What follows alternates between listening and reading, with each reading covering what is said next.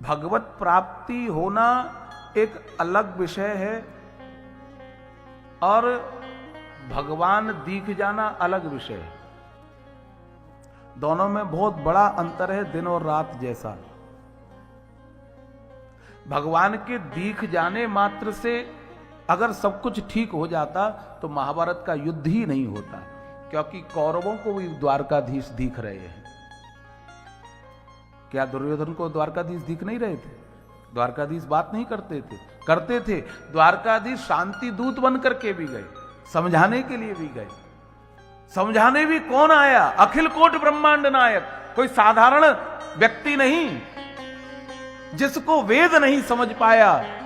नेत नेत कह करके वेद भी कहता है, ये भगवान है, बोले नहीं इससे भी आगे, ये है, बोले नहीं इससे भी आगे, ये है, बोले नहीं इससे भी आगे। समझ नहीं पाता। वो परब्रह्म समझाने गया। जो गुरु मिले विरंच सम मूरख हृदय न चेत, तब भी उसके समझ में नहीं आई बात। ऐसा गुरु कौन?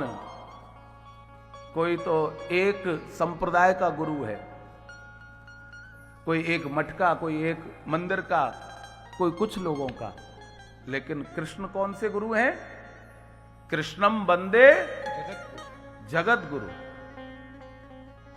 जगत गुरु समझाने गया है दुर्योधन को। आप ये विचार करो, कोई छोटी हस्ती नहीं गई। जो गुरु मिले विरंच सम, लेकिन मूरख हृदय ना चेत।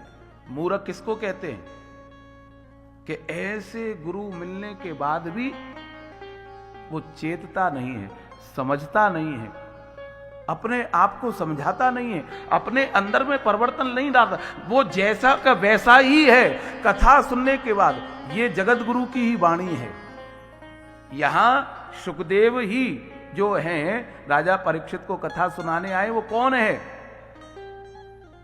ये साक्षात व्यास नंदन कौन है? यहां कल भी आपने सुना, तत्रा भवत भगवान व्यास पुत्रो। भगवान स्वयं व्यास पुत्र सुखदेव बन करके आए हैं। मतलब श्री कृष्ण ही सुखदेव बन करके आए हैं। नंद नंदन रूपस्तु श्री शुक भगवान किलह। नंद नंदन के रूप वाले कृष्ण का ही अवतार शुक के रूप में हुआ है। तो ये भी जगत गुरु की वाणी है।